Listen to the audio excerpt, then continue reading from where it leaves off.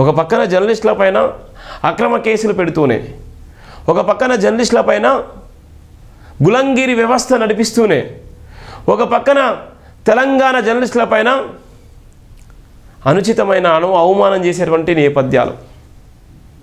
ఇది ఆత్మగౌరవం కాదు. ఇది ఉమ్మడిగా ఉన్నప్పుడు మాత్రమే న్యాయం జరిగినటువంటి జర్నలిస్టులకి తెలంగాణ రాష్ట్రం ఏర్పడిన తర్వాత తెలంగాణ రాష్ట్రంలో ఉన్నటువంటి వ్యక్తులకు న్యాయం జరగట్లేదు. అదే ఆంధ్రప్రదేశ్ రాష్ట్రంలో తెలంగాణ సంబంధించిన జర్నలిస్టులు అక్కడ ఉన్నారా?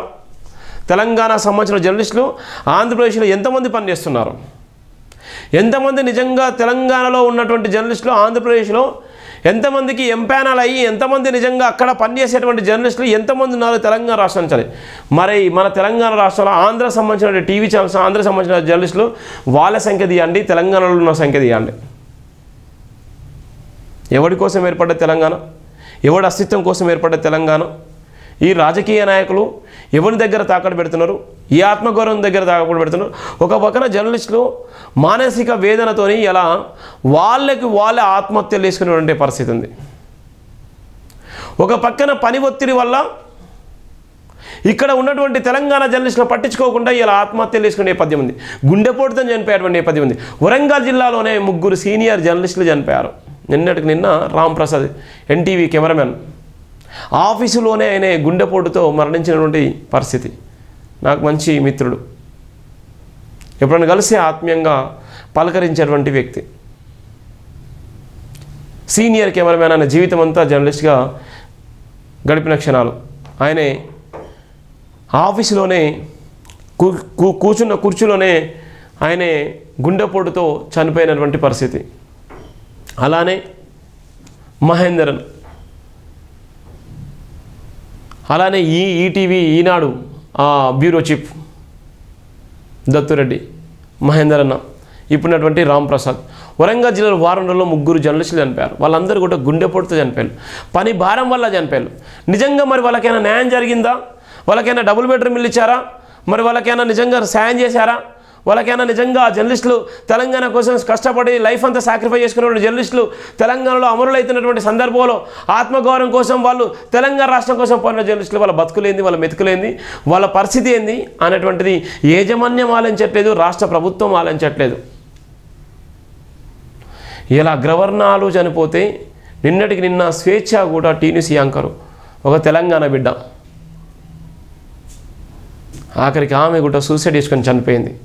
ఒక జర్నలిజంలో క్రియాశీలకమైనటువంటి చదువుకొని నికర్స్ అయిన జర్నలిస్టులుగా చలమనయ్యేటువంటి క్రమంలో సమాజాన్ని మార్చాలన్నటువంటి ఒక లక్ష్యంతోనే ఉన్నటువంటి జర్నలిస్టులు ఇలా రాలిపోతున్నారు. ఏమైపోతుంది జర్నలిజం? ఇలా ఏ మీడియా ఇలా డామినేషన్ చేస్తుంది తెలంగాణలో? నిజంగానే తెలంగాణ రాష్ట్రంలో పుట్టినటువంటి టీవీ ఛానల్స్ అన్నీ, ఇవాళ తెలంగాణ రాష్ట్రం ఏర్పడిన తర్వాత పుట్టినటువంటి టీవీ ఛానల్స్, పేపర్స్ ఎన్ని ఉన్నాయి? ఇలా ఆంధ్ర మీడియాతోని సైతం లెక్క చేయకుండా నడిపించేటువంటి టీవీ ఛానల్స్ని మీరు ఏ విధంగా ఎంకరేజ్మెంట్ చేస్తున్నారు? ఏ విధంగా సపోర్ట్ చేస్తున్నారు? ఏ విధంగా ఎంపవర్మెంట్ కల్పిస్తున్నారు? ఏ విధంగా వాళ్ళకు సపోర్టు ఆర్థిక సాయం చేస్తున్నారు? ఏ విధంగా వాళ్ళ యాడ్స్ ఇస్తున్నారు?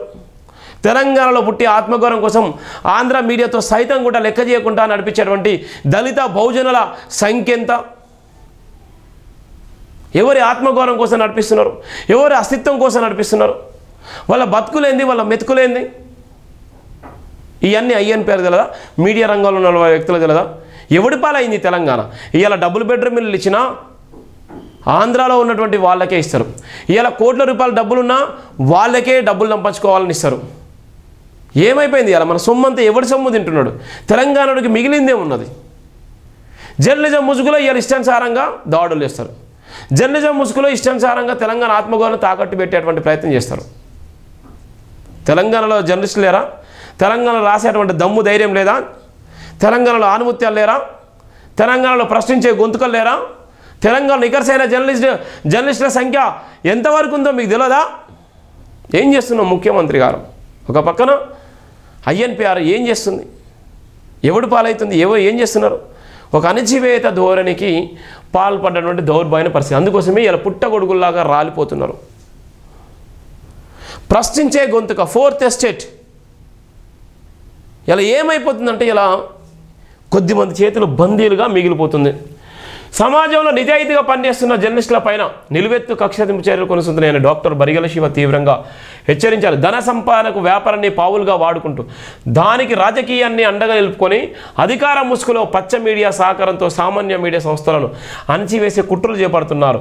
రాజకీయ విలువలను ప్రజాక్షేత్రంలో ప్రభావితం చేయడానికి ఒకే ఒక్క ఆయుధం కలమని దానిని నమ్ముకొని ఫుల్ టైం జర్నలిస్టులుగా వెలుగొందుతున్న పాత్రికేయులను గొంతు నొక్కేస్తూ వాళ్ళు రాస్తున్న నిజాలపై మానసిక, ఆర్థిక, శారీరక దాడులను రెచ్చగొడుతున్నారు. రాజకీయపరమైన వ్యతిరేకతను ఎంతైనా కొనసాగించవచ్చు, కానీ వ్యక్తిగతంగా కుటుంబ సభ్యులపై అసభ్యకరమైన, సత్య దూరమైన అంశాలను ప్రస్తావిస్తూ కుటుంబ సభ్యుల మనోభావాలను దెబ్బతీయొద్దన్నారు. రాజకీయంలో కొనసాగుతున్న ప్రతి ఒక్కరిపై జర్నలిజం నిజాయితీగా పనిచేయాలన్న ప్రజల మంచేదో చెడు తెలుసుకునేటువంటి దౌర్భాగ్యన పరిస్థితిలో నేటి పాలకులు ఉన్నటువంటి నేపథ్యం ఉంది. ఏముంది, నేటి పాలకులు ఏ విధంగా ఉన్నారంటే, నా గురించి గొప్ప రాస్తే నేను మనకి సపోర్ట్ చేస్తాను, నా గురించి తప్పుగా రాస్తే మేము సపోర్ట్ చేయము, అధికారం మా చేతిలో ఉంది, బలం మా చేతిలో ఉంది, మేము చెప్పిందే వేదము, ఒక మీడియా ఛానల్ మేము కవర్ చేయకపోతే ఇంకో మీడియా ఛానల్ మేము కొనగలుగుతాం, ఇంకో మీడియా ఛానల్ మేము ఇంకో మీడియా ఛానల్తో, ఇంకా పత్రికా ఛానల్తో పెద్ద పెద్ద అక్షరాలు తమ్ములైనతో పెట్టుకొని మేము రాపించుకుంటాం, వాళ్ళ తప్పని మేము చిత్రీకరిస్తాం అనేటువంటి నేపథ్యం ఉంది. తెలంగాణ ఆత్మగౌరవంలో ఉన్నటువంటి ప్రతి జర్నలిస్టులు ఇలా బాధపడుతున్నారు. ఎటుపోతుంది కలం అంటే ఇలా భయంకరమైన పరిస్థితి ఉంది. జర్నలిస్టుల కుటుంబాలకు దిక్కువాలంటూ ప్రభుత్వాలు సూటిగా అడిగారు. పలుమార్లు జర్నలిస్టుల సంక్షేమం కొరకు ప్రభుత్వాలు ఆర్థికంగా సహాయపడుతున్నప్పటికీ ఆంధ్ర జర్నలిజం వ్యాపార ముసుగులో పెత్తందారీ వ్యవస్థ ఇంకా కొనసాగుతుండటంతో తెలంగాణ, ఆంధ్రప్రదేశ్లకు చెందిన సామాన్య జర్నలిస్టులు పలు రకాల బాధలను ఎదుర్కొంటున్నారు. నిజంగా ప్రస్తావించాల్సిన వస్తే ఆంధ్రాకు చెందిన సామాన్య జర్నలిస్టులు అటు ఆంధ్ర ఇటు తెలంగాణ కోసం ఎంతో ప్రయాసపడి ఎంతో కష్టపడి నిజాయితీగా పనిచేస్తున్న వాళ్ళు లేకపోలేదన్నారు. ప్రజల మెప్పు కోసం పనిచేయాలి, కానీ ప్రభుత్వాల మెప్పు కోసం, నాయకుల మెప్పు కోసం కలం దూసుకోపోకూడదన్నారు. పారిశ్రామికంగా స్థిరపడ్డోళ్ళు రాజకీయాలకు వస్తూ రాజకీయ శక్తులుగా ఎదగడమే కాకుండా మీడియాను స్థాపించుకుంటూ సమాజాన్ని, అధికారాన్ని వాళ్ళ గుప్పిట్లో పెట్టుకుంటున్నారు. అక్రమమైన పద్ధతిలో వ్యాపార రంగాల్లో వేల కోట్లు, లక్షల కోట్లు సంపాదించిన పచ్చ మీడియా వ్యాపారస్తులు సమాజం కొరకు పనిచేయడం కన్నా రాజకీయ నాయకుల మెప్పు కొరకు, వాళ్ళు సంపాదించుకున్న ఆస్తుల సంపాదన రక్షణ కొరకు మాత్రమే పనిచేస్తున్నారు. తెలంగాణలో జర్నలిజంపై ఒత్తిడి పెరిగిందని అధికంగా కక్షాదింపు చర్యలు కొనసాగుతుండడంతో సామాన్య జర్నలిస్టులు మానసిక వేదనకు, మనస్తాపన గురి అవుతుండడం కాకుండా అధిక భారమైన పని ఒత్తిడిలో జీవితాలను కోల్పోతున్నారు. ప్రభుత్వ ఉద్యోగి జీతాలతో పనిచేస్తుంటే, రాజకీయ నాయకులు ఇటు జీతాలు అటు వ్యాపారులతో పనిచేస్తుంటే, వ్యాపారులు అధిక లాభాలు పొందుతుంటే, ఫుల్ టైం జర్నలిజం కోసం జీవితం త్యాగం చేసుకుంటున్న పత్రికలు మాత్రం పైసా సంపాదన లేకుండా ప్రాణాలను పరంగా పెడుతూ వృత్తి ధర్మానికి గర్వంగా తెచ్చిపెడుతున్నారు.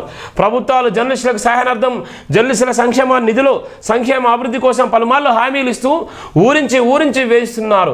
ప్రభుత్వాలను పొగిడితేనే మేలు జరుగుతుంది తప్ప విమర్శించే పతనమే తరువాయిగా కనబడుతుందన్నారు.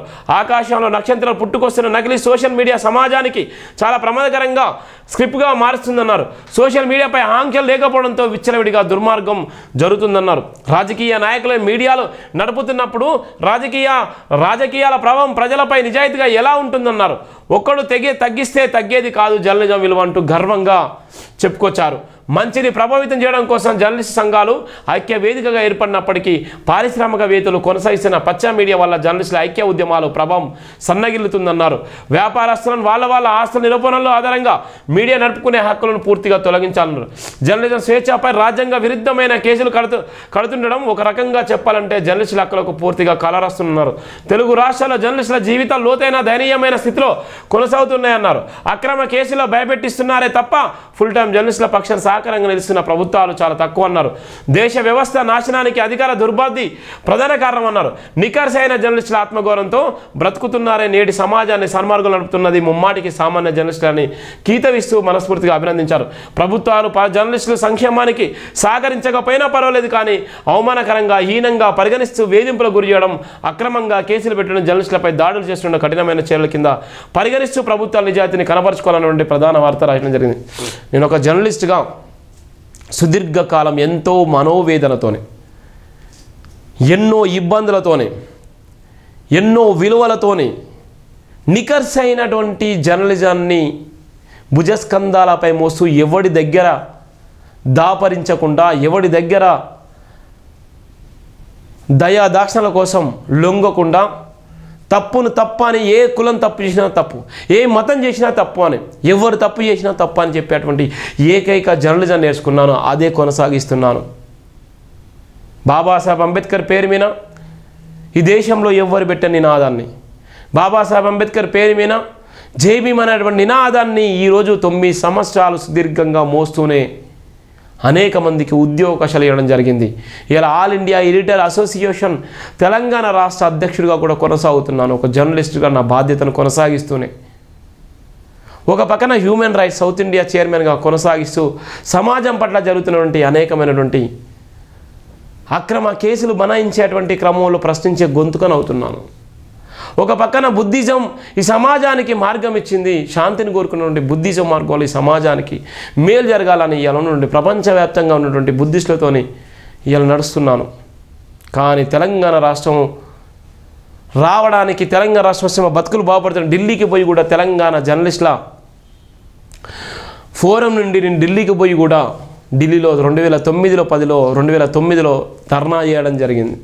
ఇవాళ ఇంత చేసినప్పటికీ ఇవాళ మా బతుకులు ఎక్కడంటే ఆగమయ్యేటువంటి పరిస్థితులు ఉన్నాయి. ఈ తెలంగాణ రాష్ట్రం కోసం సాధించినటువంటి క్రమంలో ఈ తెలంగాణ రాష్ట్రం వస్తే మా బతుకులు బాగుపడతాయి, జర్నలిస్టుల జీవితాలు బాగుపడతాయి, మా అందరం కూడా గొప్ప పొజిషన్కి వెళ్ళిపోతాం. హైదరాబాద్లో సొంతంగా కూడా జర్నలిస్టులకు ఇచ్చేటువంటి ఏవైతే ఇండ్లు ఉంటాయో, ఏవైతే వెసులుబాటు ఉంటుందో, ఏవైతే జర్నలిస్టులకు ఇచ్చేటువంటి ఏ అవకాశాలు ఉంటాయో అవన్నీ కూడా మాకు వస్తాయని మేము 15 సంవత్సరాల నుంచి పనిచేసేటువంటి పరిస్థితి ఉంది. ఇలా చాలామంది జర్నలిస్టులు వాళ్ళ లైఫ్ అంతా త్యాగం చేసుకుని 40 సంవత్సరాలు 50 సంవత్సరాలు జర్నలిస్ట్ ఫీల్డ్లో ఉన్నారు. వాళ్ళు ఎప్పుడు కూడా ఇంకా అదే దీనమైన స్థితిలో ఉన్నారు. ఇప్పటికీ కూడా అది వార్తలు నికర్సైన వార్తలు రాస్తూనే అద్దె ఇండ్లలో ఇంకా మగ్గుతున్నటువంటి జర్నలిస్టుల జీవితాలు ఎంతోమంది ఉన్నారు. ఏమైపోయింది జర్నలిజం? ఏమైపోయింది? తెలంగాణ వస్తే బతుకులు మారుతాయి అన్నటువంటి జర్నలిస్టుల బతుకులు ఏమైపోయినాయి? ఇలా పని ఒత్తిడి వల్ల ఇలా గుండెపోటుతో అనేక మంది జర్నలిస్టులు చనిపోతున్నారు. ఇలా పచ్చ మీడియా సంపాదించుకున్న సంపాదన తెలంగాణ సొమ్మునంతా సంపాదించుకొని ఇలా యాడ్స్ రూపంలో ఇలా ఇష్టానుసార దోపిడీ వ్యవస్థలకు వాళ్ళు దారిపోసుకుంటున్నారు. ముఖ్యమంత్రి గారు, తెలంగాణ ముఖ్యమంత్రి, గత ముఖ్యమంత్రి గారు ఏం చేయలేదు. మీరన్నా చేయాలన్న ఉద్దేశంతో ఈ ప్రధాన వార్త మీకోసం అంకితం చేస్తున్నాను. పొంగులేటి శ్రీనివాసరెడ్డి గారు, రేవంత్ రెడ్డి గారు తప్పకుండా జర్నలిస్టులకు న్యాయం చేయండి. జర్నలిస్టుల హక్కులను కాలరాసేటువంటి క్రమంలో అండగా నిలబడండి. కొత్తగా జీవోలు తీసుకురండి. 4th ఎస్టేట్ ప్రశ్నించే గొంతుకాన్ని నిజమైనటువంటి జర్నలిస్టులు ఎవరైతే ఉన్నారో, బడుగు బలైన వర్గాల నుంచి, ఏ మీడియా రంగంలో ఏ కులం నుంచి ఎంతమంది ఉన్నారు, ఏ ప్రాంతం నుంచి ఎంతమంది ఉన్నారు, తెలంగాణలో ఉన్నటువంటి జర్నలిస్టులు ఎంతమంది ఉన్నారు, నిజమైన జర్నలిస్టులు ఎంతమంది ఉన్నారు, తెలంగాణ కోసం అసూలు బాసిన జర్నలిస్టులు ఎంతమంది ఉన్నారు, తెలంగాణ కోసము ప్రాణాల సైతం లెక్క చేయకుండా ఫైట్ చేసిన జర్నలిస్టులు ఎంతమంది ఉన్నారు, ఇలా తెలంగాణ ఆత్మగౌరవం కోసం పుట్టినటువంటి మీడియా పత్రికలు, టీవీ ఛానల్స్ ఎన్ని ఉన్నాయి, వాళ్ళ స్థితిగతులు ఏంది, వాళ్ళు ఏ విధంగా నడిపిస్తున్నారు, వాళ్ళ వెనక ఉన్నటువంటి బ్యాక్గ్రౌండ్ ఏంది, ఈ రాష్ట్ర ప్రభుత్వం వాళ్ళకి ఏ విధంగా సాయం చేయాలి, ఏ విధంగా నిలబడాలనేటువంటిది ప్రధానంగా కూడా మీరు జర్నలిస్టులను మీరు గుర్తించుకోవాలి. ముఖ్యమంత్రి గారు ఆత్మగౌరవం కోసం, తెలంగాణ కోసం ఏర్పడినటువంటి తెలంగాణలో జర్నలిస్టులు అరిగోసపడుతున్నారు. జర్నలిస్టులు చాలా వరకు మానసికంగా వేదనకు గురైపోతున్నారు. తెలంగాణ రాష్ట్రం వచ్చిన తర్వాత ఎన్ని ఛానళ్ళు ఉన్నాయి, ఎన్ని పత్రికలు ఉన్నాయి, తెలంగాణ రాష్ట్రంలో పుట్టినటువంటి పేపర్లు, టీవీ ఛానల్స్, తెలంగాణ రాష్ట్రం ఏర్పడిన తర్వాత ఎన్ని పత్రికలు, ఎన్ని టీవీ ఛానల్స్ ఉన్నాయి, వాళ్ళకి ఏ విధంగా మనం మేలు చేస్తున్నాం, ఏ విధంగా వాళ్ళకి మనం సపోర్ట్ చేయాలన్నటువంటి నేపథ్యం మీ దగ్గర ఉండాలి అన్నదే నా ఆకాంక్ష. అది ప్రధానమైన వార్త.